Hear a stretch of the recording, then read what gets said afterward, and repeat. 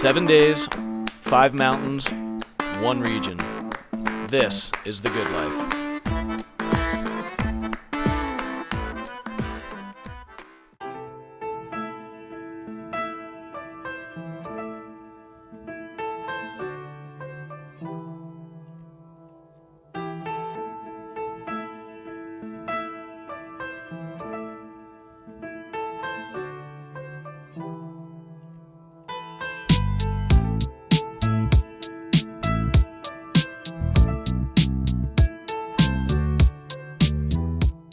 People come to Bridger Bowl to ski, period.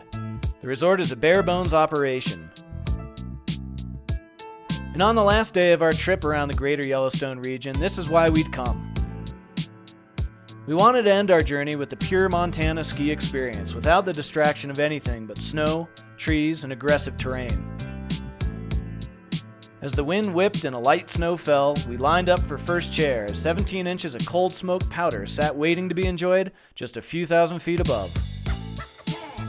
And as the hour hand struck 9, the small but excited crowd began to load the old school lift. Our guide, Eric Millars, was a personal friend who knew the mountain well. The skiing at Bridger is broken up into several distinct zones. On a powder day, fresh snow can typically be found into early afternoon. The most popular advanced and expert terrain is found off the top of the ridge, which requires an avalanche beacon and the courage to ski some very steep lines. The resort also has an aggressive boot pack directly off the Bridger lift that provides access to the top of the mountain as well as all the terrain off the ridge. Carrying our skis on our back, the boot pack proved to be tougher than we had planned for. But once we got to the top, the skiing and the views more than made up for the sweat we broke.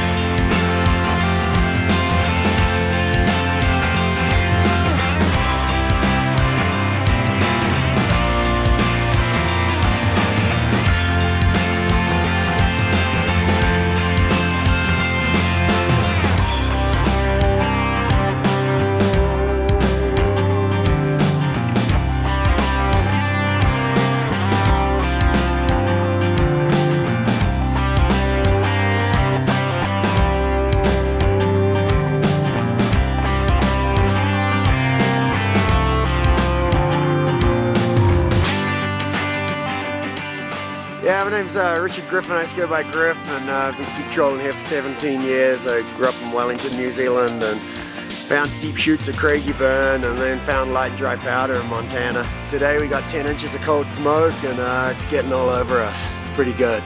After several boot packs up and runs down Bridger's steep upper face, we headed down to the base area for an afternoon beer. Lazily making our way down through a quiet run through the trees, Bridger's vibe was a perfect way to end our trip.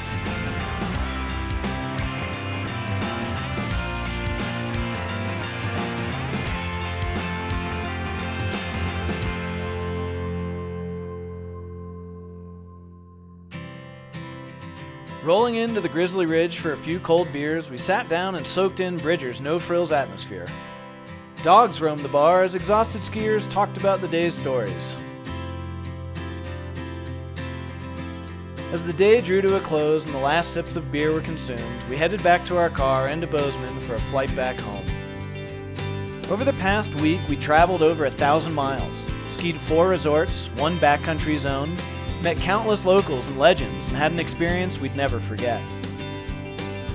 We had set out with a clear idea of how the trip was going to go down, and while we had all been to these resorts before, linking them together gave us a new perspective on each one's highlights and unique atmosphere. Sure, we could have stayed at Jackson Hole for a week, but what fun would that have been? This is the good life, for crying out loud.